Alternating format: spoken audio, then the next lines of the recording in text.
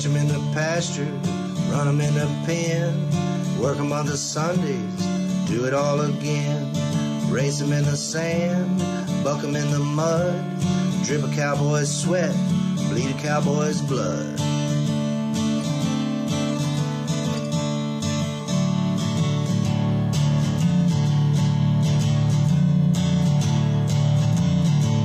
I'm Zeke Thurston, 2016 World Champion Saddlebrock Rider, and you're watching The Peppered Stewart Show. He told you that. It wasn't me. That was him. He did it. He's still out there doing it. Zeke Thurston still getting after it, out there riding those broncs. So be sure to check him out. We got a good good show for you today. Oh, I think all phones were on silent at some point. They're getting there.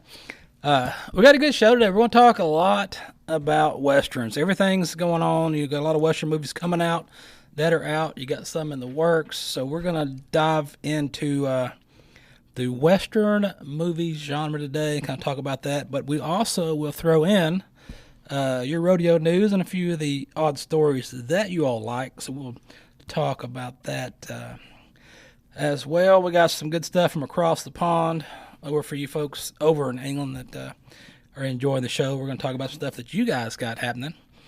The WCRA has got stuff happening. PBR is got some new stuff in the works as far as your viewing pleasure, where you can find them and watch the PBR for free. We're going to tell you about that also, but we're going to kick this mule with a classic Western movie from the 80s. If you haven't seen it, you got to go watch it. I think I had the VHS and watched it probably 20 times a day because at the time I didn't realize it was a spoof, but it was still a good movie. So see what you think about that.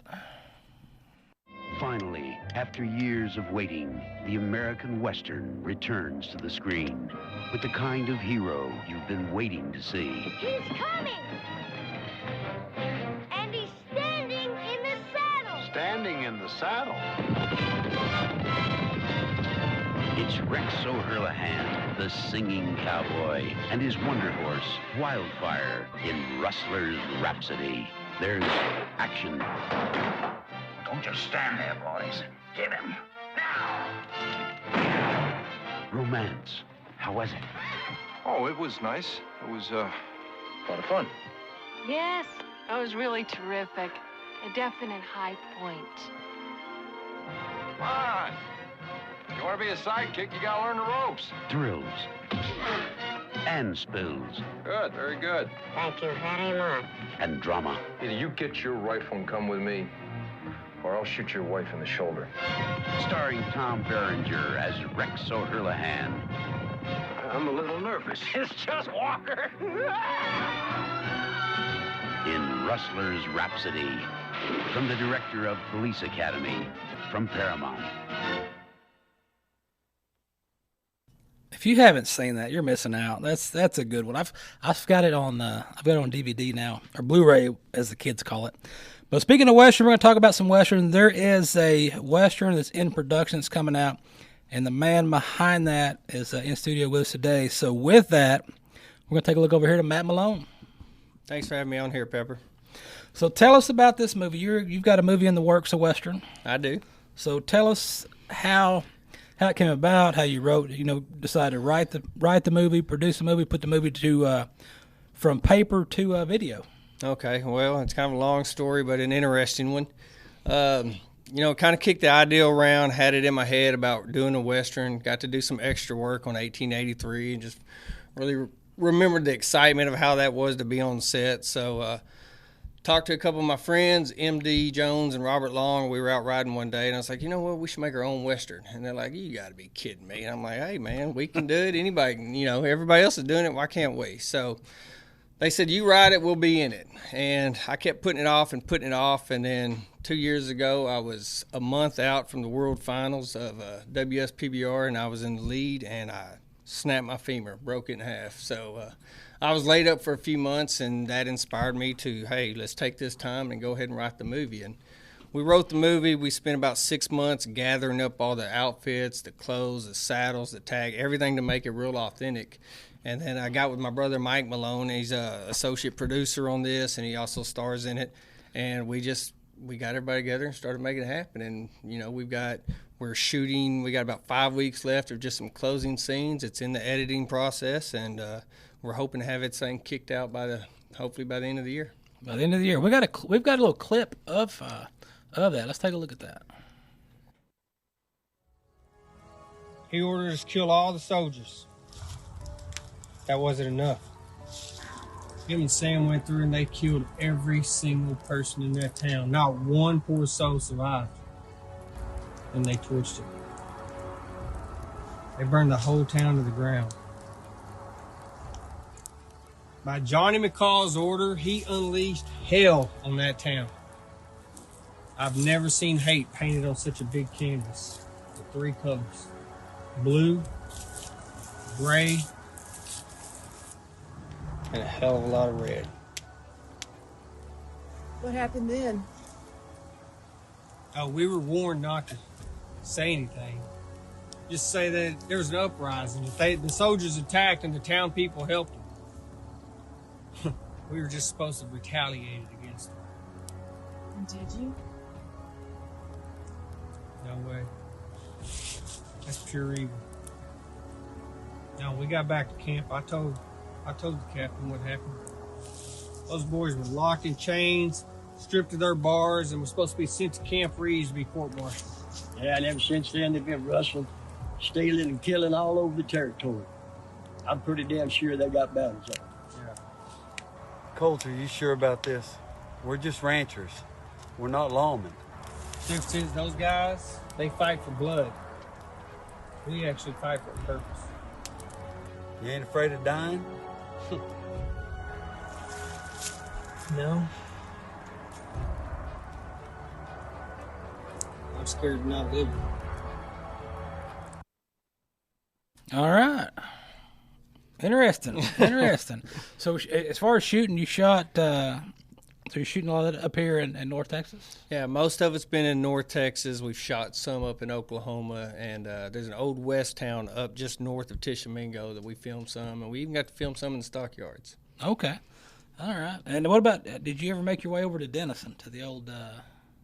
Oh, yeah. We've been in Denison a lot. So a lot of all of our old cabins and everything is Frontier Village. Frontier Village. All of our interior shots and the cabins and stuff are being shot at Frontier Village in Denison. Okay. Yeah, I stumbled upon that place one time. Yeah. Up there looking around. We was driving around somewhere. I said, front, what is that? So we went and walked, got the keys and went through all the cabins and all that. Yeah. It was pretty neat. It's pretty neat. We were born and raised in Denison, and, I never visited that place until now. So it's kind of nice to have that little gem hidden there. So you got the movie coming out. You're still in works. You got a few more. So you got a few more scenes to shoot. Some more production stuff. So what are you looking at as far as releasing it? And as far as you're releasing, how you going to go about that? Are you going digital? You going to hit some of these different film festivals, or that's the plan. It's still, like I said, we're so new at this, but it's been, we're just trying to learn as we go. We believe, and everybody we've seen, that we have a quality product. We've entered the screenplay in a couple of film festivals. We've been finalists in a couple, and then we actually just won our best Texas Western screenplay a few weeks ago.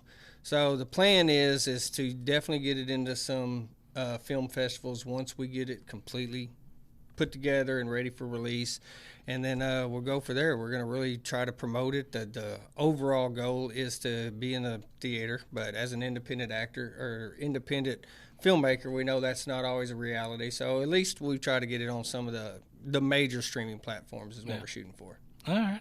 Yeah. And as far as the title, are you gonna tell us how that come about, or is that one of them deals you just got to watch and see? I wish I could go in a lot more detail. It is called The Whore and the Horseman. But like I told an older woman at Frontier Village, she goes, "I can't believe you're going to name that movie that." She stormed off, and I was just like, man, don't judge a book by its cover. So it's got a really good message behind it. It's got a biblical message behind it. So we're not going to put out any kind of smut, and it's not just your typical shoot 'em up, how bloody can we make it. It's just a good Western with a really good message about family and loyalty. All right. I guess we'll have to wait and see. see what happens. All right, well, I tell you what, we're going to keep rolling. I think Matt's going to hang out with us today and talk about some stuff as well. While we're doing that, the PBR, let's go ahead and knock this out for you. The PBR on Merritt Street, I think we've got a flyer for that deal. Okay, so the PBR starting off tonight, which it also depends on when you're watching this, but they are kicking off a special that's happened tonight on Merritt Street, and you can watch it for free. Now, this Merritt Street, it's on satellite. You can find it on satellite. You can download the app. There's an app. There's a website, so there's no reason you can't watch it. And then also, what I realized is I don't have cable TV or satellite TV at my house. What I have is a digital antenna. So on that digital antenna, Merritt Street is also on your digital antenna. Oh, wow. So there's no excuses why you can't watch it. And then you can watch all your PBR. Because anytime I talk anything about watch something this, and I'll get them people that go, why? If I don't have internet, I can't watch it. And I'm like, well, you're on your phone complaining. So apparently you do have internet somewhere. So if you're looking at it on your phone, you can watch it. Right. And that's where you can get it. So PBR is doing that. They're kicking that big deal off tonight. And I believe their first live broadcast of PBR is going to happen this weekend. So just look it up, check it out, and see what happens. I know that tonight they're going to be talking with, I think JB's going to be there. Cody Jesus is there. Maybe Dylan Swear. All them guys are going to be out there tonight and talking about the PBR and Dr. Phil and his network.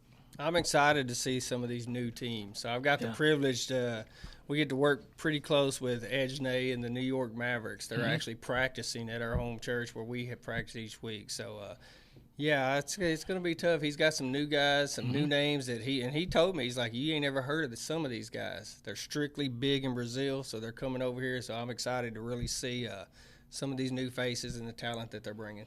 Yeah, and when those guys from Brazil come, they don't come to play. They're hungry. Yeah.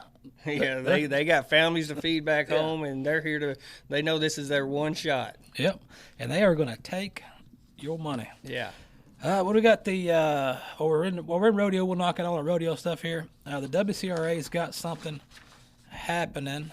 You got WCRA has a junior division, and I think we've got a little clip of the junior. So see what these kids got to tell you. What's so special about the WCJR? Last year, they paid over $407,000 to youth athletes. $407,000, that's a great opportunity. Secondly, it doesn't conflict with any other youth event, and it's hosted at the renowned Lazy E Arena. Lastly, they promote us, the athletes, and they treat us like the pros, and that's hard to find. The 2024 WCJR. Enter before July 4th at WCJRodeo.com. And that's getting those kids are getting out there making money now. It's not like it was back in the old days with Little Britches, where you go enter somewhere and you might win $25. It's pretty bad on the weeks when I'm having to borrow money from a 13-year-old who won a bull ride. Yeah, so the kids are getting it. Speaking of WCRA, they're always up in the game. Everywhere they go, they're upping it. So right now, coming up, the tickets are on sale now. It's at Rodeo, Carolina. It is the richest rodeo east of the Mississippi. Returns to the Carolinas and Tyron International. That's October 3rd through the 5th. It's going to be the richest rodeo east of Mississippi. October 3rd.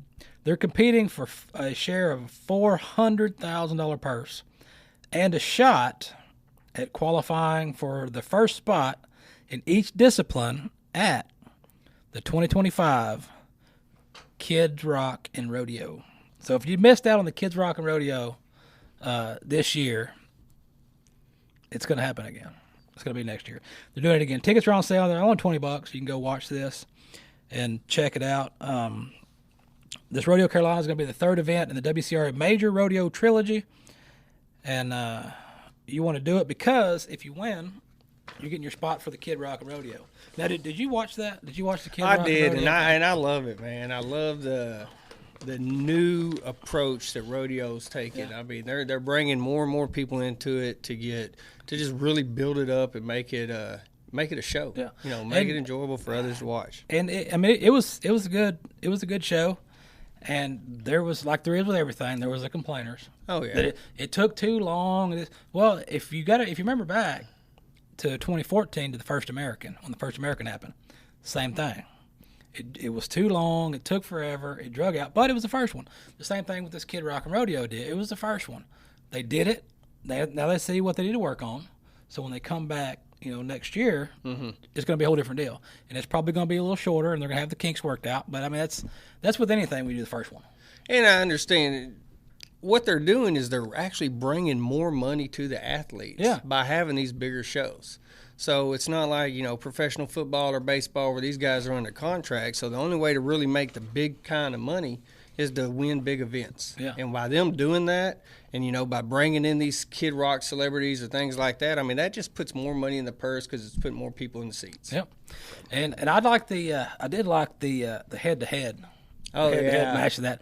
But the only thing I was thinking, I was like, man, when they got to the bronc riding, I wanted to see the bronc riding head-to-head. Yeah. I mean, pop 2 choots. And they should, man. They do. We've seen it in prison rodeos. Yeah, just let's do it. Right. And I know there was a lot of the other complaint that everybody had, which was dumb, but they were complaining. They was like, where's the bull riding at? Yeah. There's no bull riding.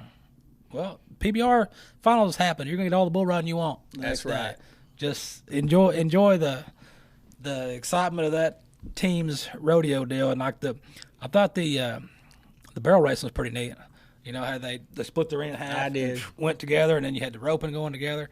And I think now that everybody's seen how it works, that was there last year, everybody got to actually see it, because you got to think this is the first time they did it. Yeah. So nobody really knows what's happening. You got the lights blinking like you're at a racetrack, so everybody's trying to figure it out. But now it's out there. They've seen it. Everybody's seen it. And just like these people that are qualifying for it, when they get there, everybody's got to have a game plan now because they know what to expect. Right. I think for the first time they did great, but it's just like any time. They're going to have problems on the first go-round. But you're going to have kinks you're worried out, because one of the things, I don't know if I'm pulling the curtain back here, but one of the things that got scrapped from the event that I wish they would have left in there was the bull games. The UBF had the bullfighters there to do the bull games like they do over at Cowtown. Right. And I'd much rather seen the bull games than that dude out there cracking that whip. I'm sure the fans would have much rather seen the bull games too. Come on. Yeah, because they were all getting ready. They were ready to go. They kept putting it off. And finally there's a little bit. We're on time. Right. We got to scrap it. We got to go. And so it didn't happen. So a lot of people don't know that was even in the show because it wasn't advertised.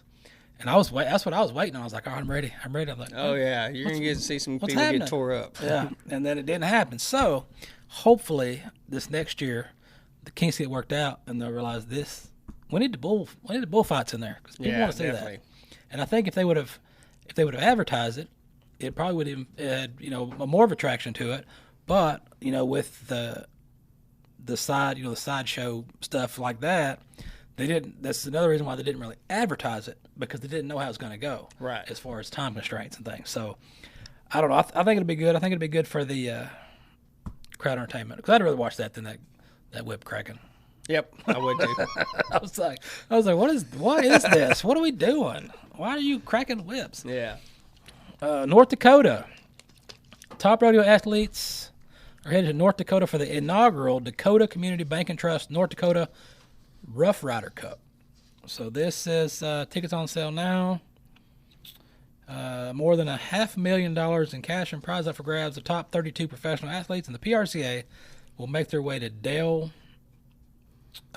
Pelk, Arena in North Dakota for the inaugural event, September 20th through the 22nd. Let's see. 60,000, 12 different athletes in each of the 8 rodeo disciplines, putting it all on the line for more than $60,000 in combined cash and prizes. So it's going to happen in North Dakota. I think the Burgers are involved in that deal. Oh, I'm sure they are, being out there. Yeah. So it's going to be something to see. More than likely, does it say it's going to be on TV? I'm sure it's going to be on something, right? I'm sure it'll be average. If not, a rodeo channel, if nothing else. Yeah, because the Cowboy Channel takes over everything. Yep. Sometimes they kick people out of places and they run it all. But that's another story for another day. So we hit all that. Let's do. You got a story over there for Viggo Mortensen's got a movie coming out. Yep. You want to ramble on that, introduce that trailer? Yeah, so it says, so Vigo's got one's coming out on demand July 16th. It's called The Dead Does Not Hurt, and it depicts a pair of prisoners who were separated by the Civil War. It says it's a Western that follows Vivian Licaldi and Holger Olsen, who quickly fall in love and relocate to Nevada, but Olsen decides to fight for the Union. And this is not your country, Licaldi, Olsen replied. And he's like, but it's the right thing to do. Olsen responded, fighting against slavery. So the trailer opened outside a saloon. Viewers hear of a woman with a blood-curdling scream, followed by gunshots before the teaser cuts. And then Viggo Mortensen is playing Olsen. So despite of the couple's growing love, Olsen still leaves for war, as the trailer shows. And this leaves Vivian to fend for herself in a place controlled by corrupt mayor and with unscrupulous business partner. And the synopsis is Alfred's violent, wayward son, Weston, aggressively pursues Vivian, who is determined to resist the unwanted advances. And when Olsen returns from the war, he and Vivian are confronted to make peace with the person that each has become. So the movie will be available for purchase, and it'll be streaming starting July 16th. And with Viggo Mortensen doing it, I'm sure it's going to be a great film. He's an exceptional actor, and he really does well in the Westerns. No, Weston!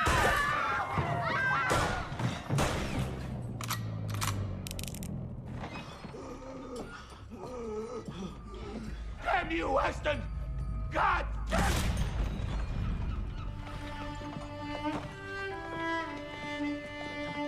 So where are you from, Vivian Licaldi? It's a very long story. I have plenty of time.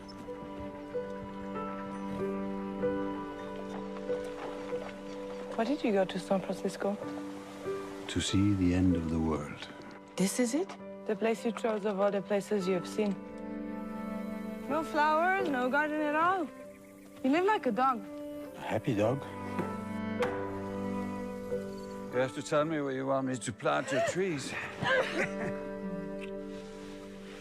You're still a dog. Can I have your attention, ladies and gentlemen? I am Sergeant Webb of the California Regiment. We need volunteers who want to fight to save the Union. We're looking for men of honor. Thinking about enlisting. This is not your problem. This is not your country. It's the right thing to do, fighting against slavery. We have a life together now. It is only beginning. Be my wife. You cannot make things right with a consolation prize.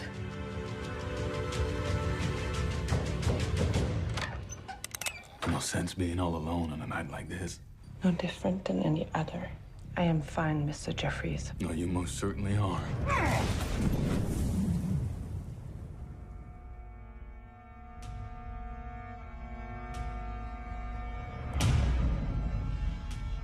It makes no sense for you to be here now, Weston. Is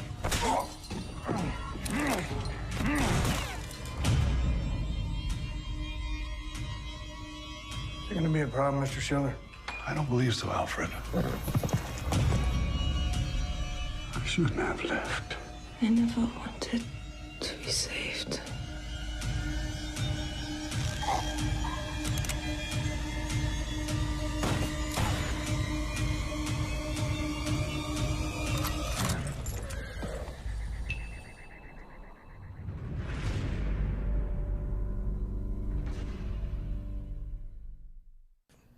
So that is something to see right there.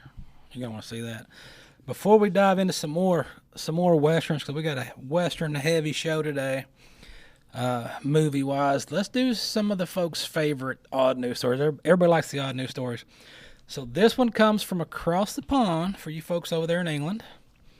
There was a herd of 45. I'm curious how they had 45. 45 escaped cows paraded through the neighborhood in North Yorkshire, England, which, side note, North Yorkshire, England, that is where my fourth great-grand folks are from. They come from there. Really? Yeah. They came over here late. So we've been over there checking it out. It's a pretty neat place over there. So they were creating a racket. It sounded like an earthquake and leaving behind a lot of poo. That's what they said. Security camera footage. We got some security camera footage here. Recorded in Ripon, where they show them running through the street. And so it was just one of the deals where they run across and they got escaped from a nearby farm, or somebody left the gate open. And after a couple hours, they rounded them up and got them back to the farm. But I'm trying to think. I'm curious now to know which farm this is and where it's at. Hey, the good news is all these people got free fertilizer service through their yards. Yeah. Because over there, your farms are small. Mm-hmm. Like a 5-acre place is huge. Yeah, for 45 cows. Yeah, so I'm like, where did 45 come from? Because there's not a lot of big places. And if there are big places over there, they're full of sheep. Right. And goats.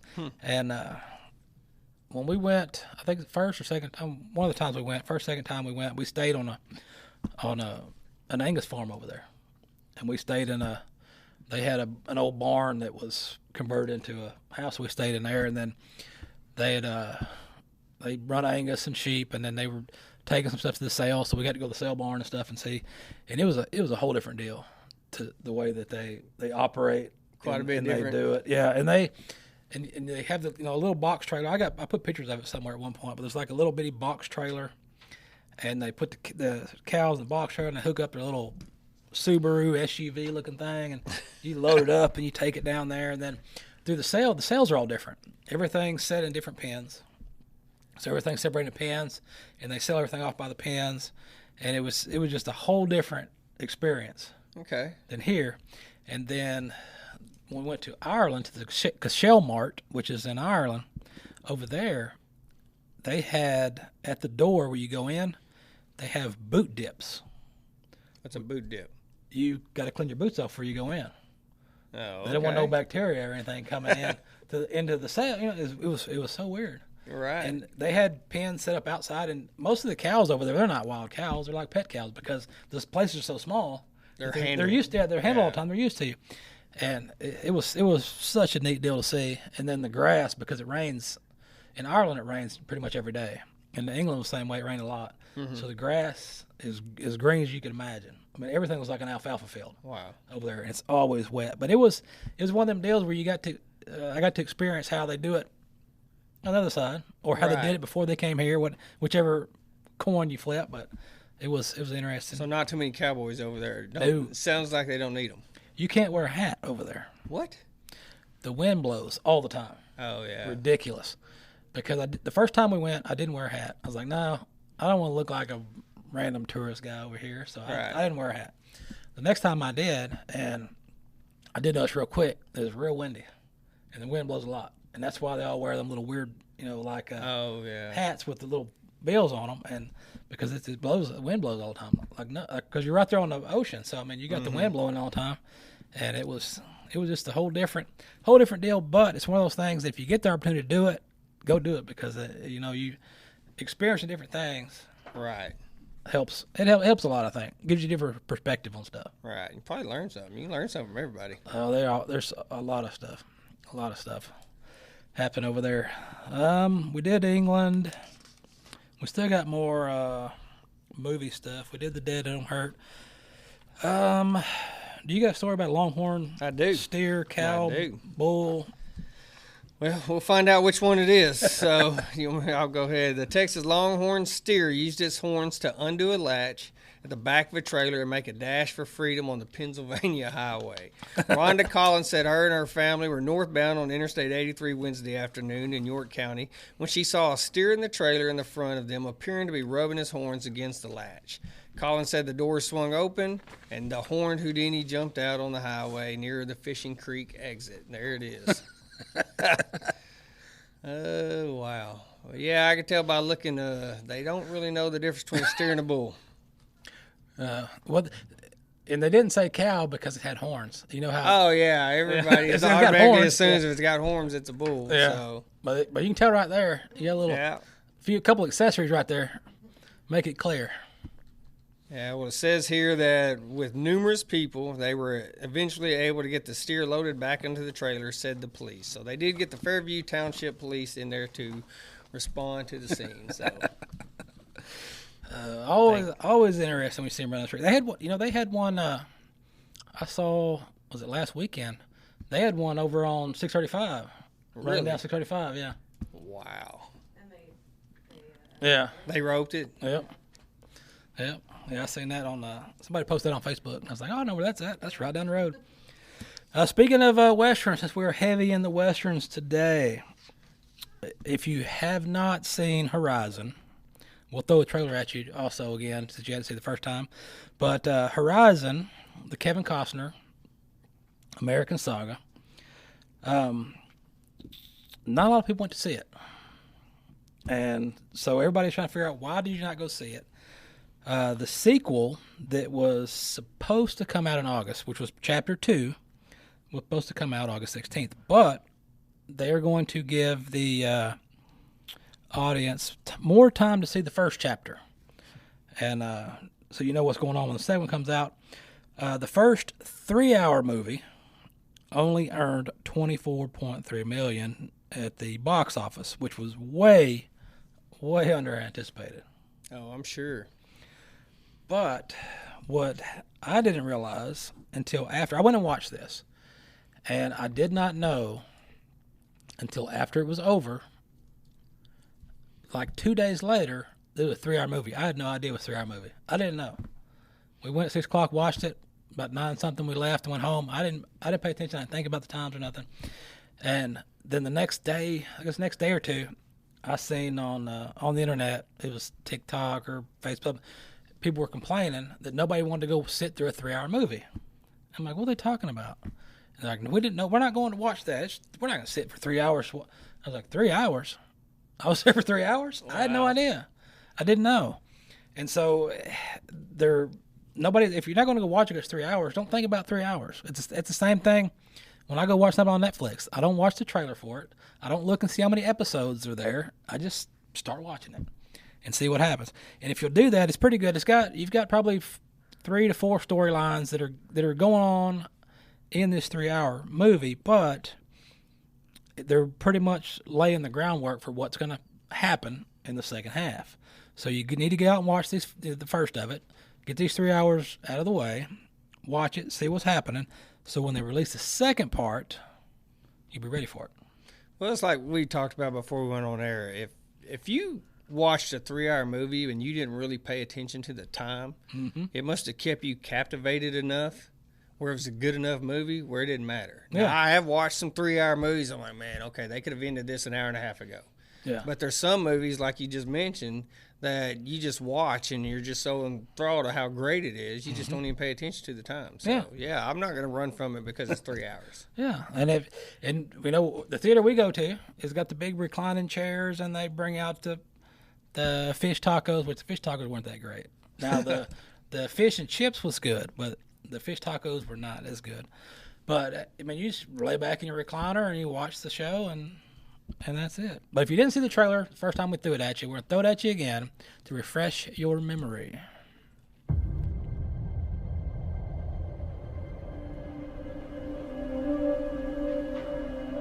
You and I are standing guard on one of the last great open spaces.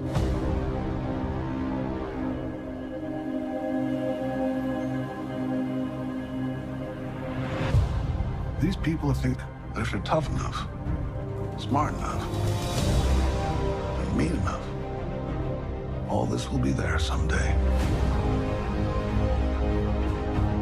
There's no army of this earth that's going to stop those wagons coming, little as they're wanted.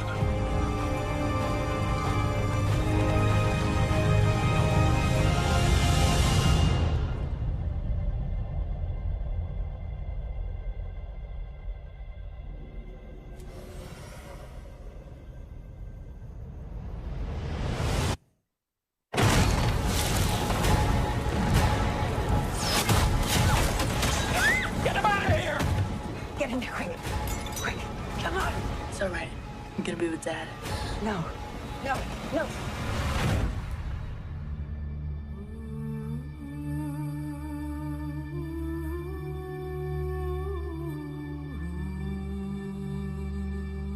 All I'm trying to do is get as many of us as I can, as far as I can.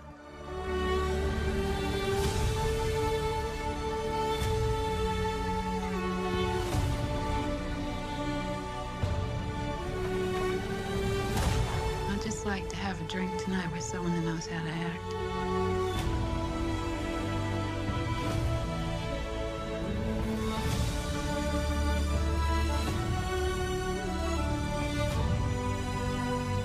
You're not taking the full measure of this, Mary. I know the man I met was on his way to kill everyone in that house. He might as well have been walking up to get the mail for all it bothered him.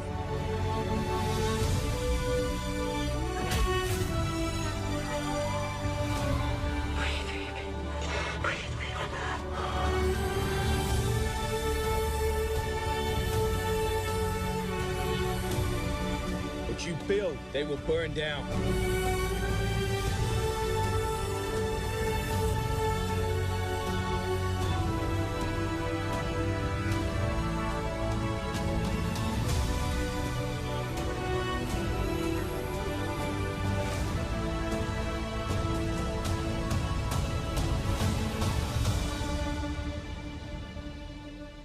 Use that much this year? Haven't had much need of it yet.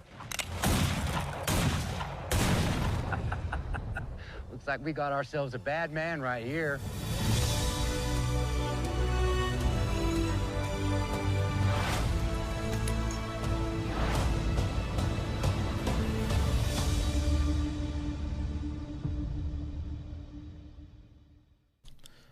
So go see it. If it's not in theaters still, it's fixing to land, I believe, on Max and on some pay-per-view or pay video, whatever.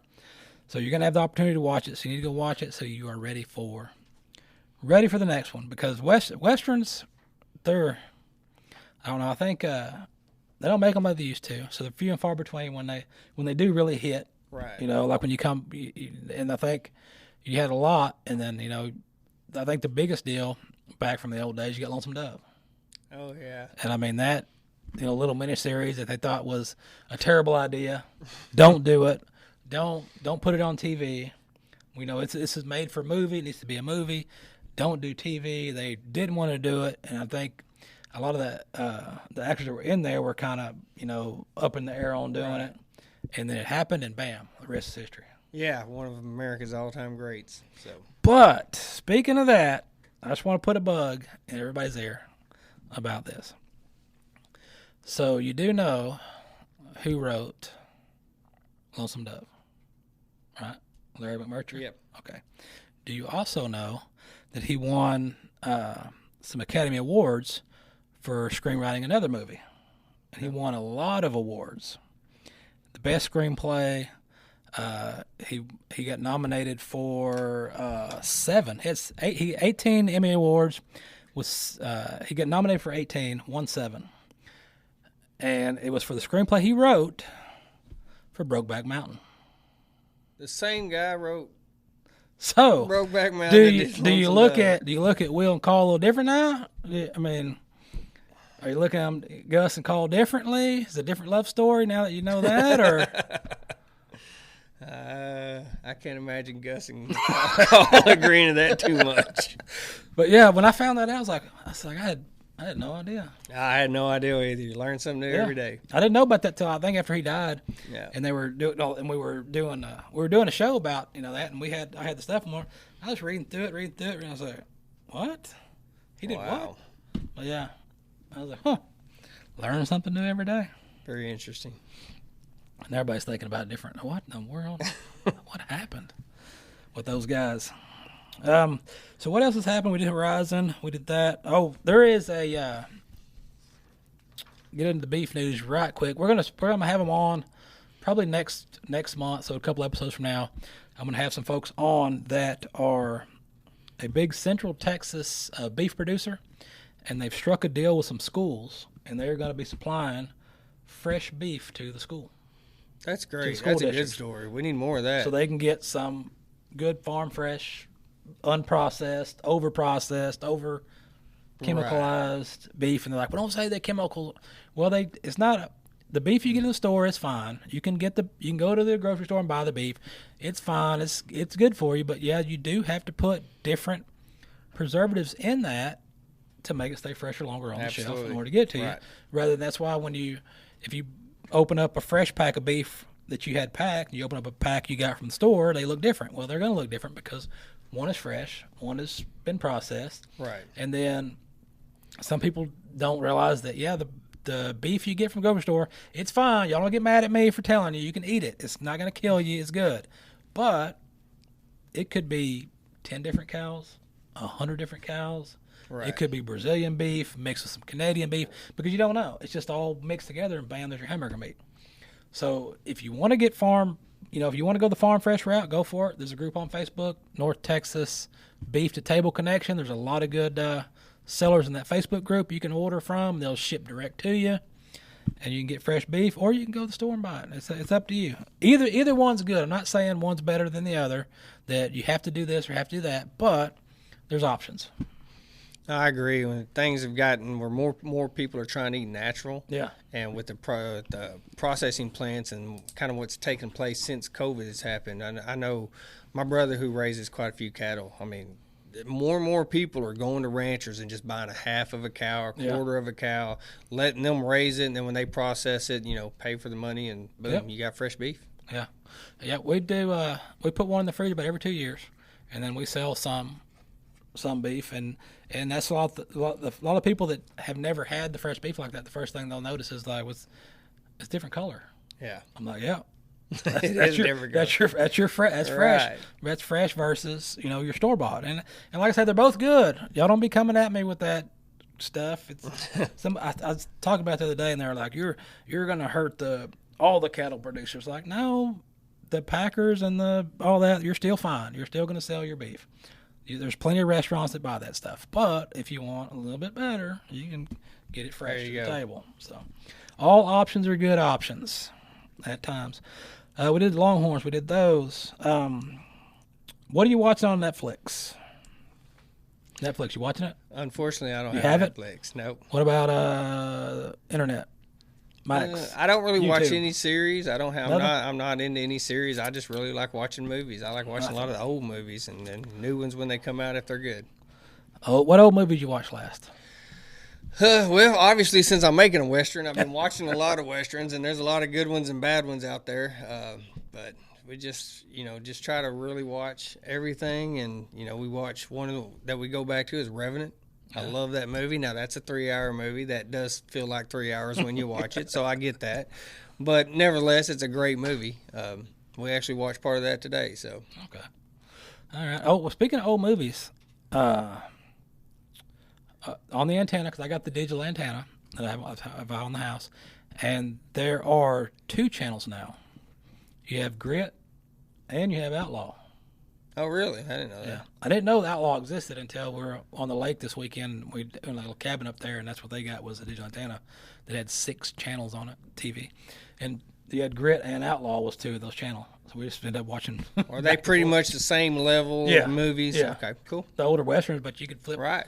I think one of them was running like a John Wayne Day or something. Mm-hmm. So it was all John Wayne movies, and the next day it was all somebody else. So it was good to see, and it's because a lot of times you've seen those movies before, but it never hurts to see them again. Oh, I love going back and watching movies, old ones that we've seen before. But for me, I watch too much TV. I watch too much TV. I watch too many series. I like the Boat Show. I'm still watching that. They've got another season of that dang boat show out. What's it called? I forget now. Below Deck. We had Captain Sandy on here talking about stuff, and she's on the new season. And they got a bunch of stuff going on in it. So that's one of those guilty pleasure shows. Mm-hmm. That it's a half real show, half reality show, and it's just entertaining. But most recently, I watched a little binge-worthy show called 1,000 Kids. The Man with 1,000 Kids. So, let me give you a little synopsis of that before you gander at this video here. So Netflix's new 3-part docu-series, The Man with 1,000 Kids, is right now the #1 show on Netflix. It recounts the true story of multiple couples and single women who discover that their sperm donor was a prolific donor, fathering hundreds of children across various countries and continents, he donated to 11 sperm banks in the Netherlands, which they only have about 17 million people in the Netherlands, about half, just over half of Texas. Wow. And he also made a lot of private donations. And he says you get one life on this earth, so while he chose to procreate like he has, the people that know him and have talked to him, and even the recipients of the donor, says it's an addiction for him.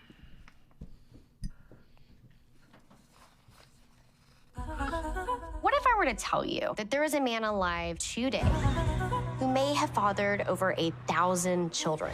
What kind of man would do that? I always wanted to be a mom. We wanted to have a family together. A sperm donor is making up 50% of your child. I got to know him on the internet. He had curly hair. We really hope that our kids have his hair. We were totally sold. I'm ready to have beautiful babies. 9 months later, I had a baby boy. But that wonderment was totally ripped from us. She said, your donor is quite famous. This guy is a serial donor. How many? How many children do you have now? It was a shock. He lied. There weren't 4 families or 5 families. There are already hundreds. It's become an addiction for him. He actually can't stop himself. It's a worldwide problem. He has no intentions of stopping. Why are you putting so many children on this earth? The problem's getting bigger and bigger. You cannot stop him. When you're breeding livestock and cattle, that is more regulated than sperm donation. Something like this never happened before. It's a very dangerous situation. We didn't think that this could get any more twisted, but it did. My God, what is going on?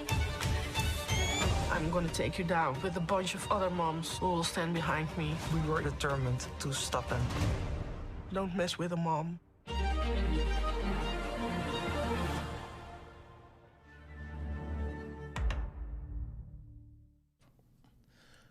Must have been blindfolded. So that right there is interesting because the guy he's a little different. He's a little different. He's got a YouTube channel. Okay. And he's got all these wild ideas and stuff he does on YouTube, and he just doesn't really have a job. He just travels the country, the different countries, as a sperm donor. So that small country that they're thinking there's probably 600 kids. So now the problem is those kids growing up, and then those kids growing up, and they're all in that country. Mm-hmm. So he's spanned from all the European countries. He's been to Africa. He's been to the U.S. So they're everywhere. Wow. So there are kids everywhere. And there's some that they're not even sure of. And he meets those people because they have these different sperm banks, donation banks where they go donate. But then they have a website for donation, which is apparently non-regulated, as we find out watching this. So what he was telling the women is, they would ask, hey, so we're looking at doing this, so how much are you going to do? How long you do this? And he would tell each one of the families, I'm only helping 5 families. Really? I'm only going to help 5 families. And then what would happen was some of these families, they had 1 kid. And they're like, well, I want another kid. But since I want these kids to be related, so they'll call him back. Hey, so we want another kid. So you got some of these people that's got 3 and 4 kids from the same guy. And then you've got all these women all over the place. At some point during the show, they find out about each other. And then they have a huge group meeting thing where all the kids meet each other and play, and they all look alike. Oh, I can imagine. All those kids look alike. And it's ridiculous. But with the regulations, there's a moral clause, but there's really no legal clauses to what you can do. I mean, some of those sperm banks have caps. They'll only take so many donations. After that, you're out. Right. And that's where they found out that all the different banks that he was going to, he was maxed out on all these banks. But at the different places he would go, he could just add more. And then something else I didn't realize, which if you'd known this 20 years ago, 30 years ago, these free vacations. So you had, I believe it was Africa was one of the places that requested, sperm donation from different places. And what they do is they will give you an all expense paid 2-week vacation to come to the country. And then you donate, once a day till you fill up your allotted amounts, and then they ship you off. And then once they've gone through that, then you go back. And it's just a repeat. You just messed up, don't you, Pepper? What I do? You're going to have 50 million men texting you. Yeah. They're blowing you up right now. Sign me up. Where's my vacation? Yeah. How do I do this? Yeah. And I saw that and I was like, what? They do that? Oh, wow. What kind of money is this guy making? It never said. Really? It never said. It never really said, or never really showed he had a job. Yeah. And then some of these women, which he would go to their house. He would meet these people. And some of these donations, he would go to their house, go to the bathroom, do their donation, hand on their cup, and they would do a thing. And then some of these women would prefer the au naturel way. So he was doing that too. Now that is a side business that ain't legal. So I'm like, what in the world? So yes, that was what happened, and it's crazy. I think at the end, I don't want to tell you what happened at the end, but anyway, you need to watch it because it's interesting. I watch way too many documentary type stuff because I have trouble watching fake shows. Right. Fake. I'm not going to watch some superhero movie. I'm not going to watch Spider-Man. I'm not going to watch Marvels and all that, fake stuff. I want to see real stuff. I want to see crime, murder, mystery, documentary stuff, crime stuff, real stuff. I just have a hard time watching the stuff that's too far out there. Yeah. Too much make-believe. It's like that guy's been shooting. He done shot 600 rounds through that gun. That didn't happen, and stuff like that. I'm like, I just can't. It loses my interest. Well, you don't get smarter. I like watching things too like that. One of my favorite, and you may have watched this. It's an older one, but it's a documentary. It's called Unbranded. Have you ever seen that one? Yeah. Man, to me that is a great film. What those guys did is a couple college kids got some adopted wild Mustangs, and then decided, hey, we're gonna ride from Mexico to Canada border. So, and it was a great documentary. Man, and I was watching that, and they were going through. What were they going through? They went through some tough stuff. It had to have been in Mexico somewhere, and they run across them dang stickers. Oh, that was right in Arizona. That was in Arizona. Them big old stickers all over the horse. Right day one. Yeah, I was like, no. I'm out. Yeah, nope, not doing that. Yeah. But yeah, that was pretty good. I did watch that. Yeah, that's been a few years ago. But there's a lot of good shows. A lot of good shows out there to watch. Just got to find out where to watch them. So what else, before we get out of here, what else you got going on? You got your movie going on. You got some bull riding going on. What all's happening? That's about it. I've been training bull riding. Since I've been hurt, I haven't been able to ride any. And then since I started the movie, I want to wait until the movie's over before I even attempt anything. I am going to go to Colorado next weekend. The WSPBR's having a huge event.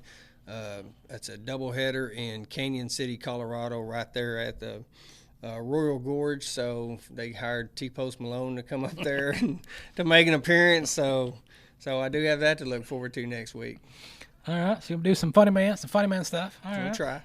Funny man stuff. You got your training day. Training day ministries. Yeah. You can look that up on the internet and see what they got going on over there, and he's working on that. And for me, we would like anybody. You can go to the Facebook. We have the Whore and the Horseman Facebook page. We're trying to get as many people to start following that. That way we can keep updates. We shoot some random scenes in there. But we're just trying to gather a big following. That way when we do get ready to promote the movie, it hopefully will be beneficial. But it's also going to be fun for you guys to watch as well. Yeah. It looks pretty interesting. We seen the clip, and I catch these little bits and pieces and clips here and there on the internet. So I'm like, man, when's this coming out so we can see it? We're doing our best to have it done by the end of the year. So December will be here before you know it. Yeah, it will be. And what else can be here before I know it is that highway out there, as I'm about to get on it. So Training Day Ministries, look it up on the internet, check out, see what's going on. The Whore and the Horseman on Facebook. Go find it, like it, and keep an eye on that. And until then, we will see you down the road.